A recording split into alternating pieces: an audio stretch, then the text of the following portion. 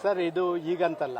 ನೀವು ನೋಡಿ, ಇತ್ತೀಚಿನ ದಿನಗಳಲ್ಲಿ ಸುಮಾರು 2013 ನಂತರ ಯಾವಾಗ ಕಾಂಗ್ರೆಸ್ ಸರ್ಕಾರ ಬಂತೋ, ಯಾವುದೋ ಒಂದು ಕೋಮಿನವರು ಇದು ನಮ್ಮ ಸರ್ಕಾರ, ನಮ್ಮಿಂದಾಗಿ ಬಂತು ಅಂತ ಹೇಳುವಂಥದ್ದು ಅವರ ಬಾಯಿಂದ ಬರುವಂಥದ್ದು.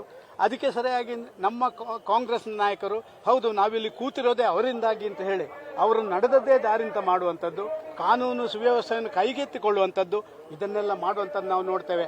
ದನದ ಕೆಚ್ಚಲು ಕೊಯ್ಯುವುದರಿಂದ ಹಿಡಿದು ಬ್ಯಾಂಕ್ ದರೋಡೆಗಳಿಂದ ಹಿಡಿದು ಮೊನ್ನೆ ನಿನ್ನೆ ಮೈಸೂರಿನಲ್ಲಿ ನಡೆದಂಥ ವಿದ್ಯಮಾನ ಇರ್ಬೋದು.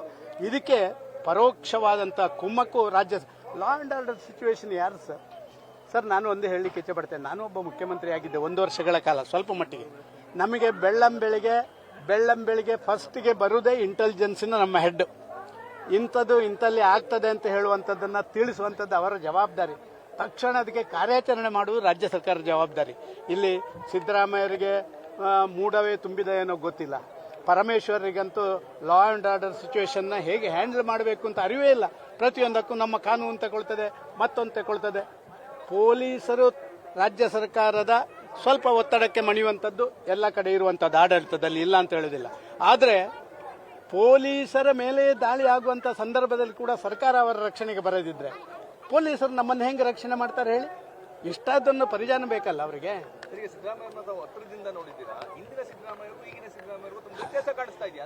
ಭಾರಿ ವ್ಯತ್ಯಾಸ.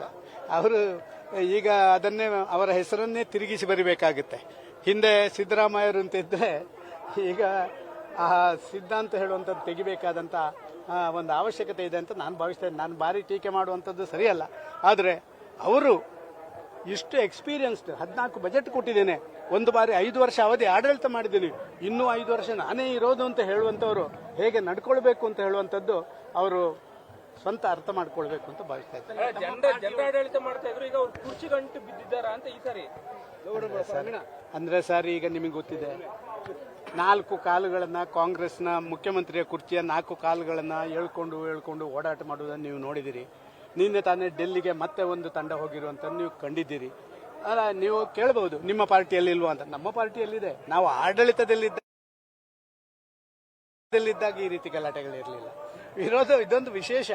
ವಿರೋಧ ಪಕ್ಷದಲ್ಲಿದ್ದಾಗ ಒಂದು ಪಕ್ಷದ ಆಂತರಿಕ ಗಲಾಟೆಗಳು ಜಾಸ್ತಿ ಆಗುವಂಥದ್ದು ಅಥವಾ ಅಧ್ಯಕ್ಷ ಯಾರಾಗಬೇಕು ಅಂತ ಹೇಳುವಂಥದ್ದಿದ್ರೆ, ಆಡಳಿತದಲ್ಲಿ ಇದ್ದವರು ಈ ರೀತಿ ಮಾಡ್ತಾರಲ್ಲ, ಇದರ ಅರ್ಥ ಏನು ಅಂದ್ರೆ ಯಾವ ಮಂತ್ರಿ ಕೂಡ ಅವನ ಕೆಲಸ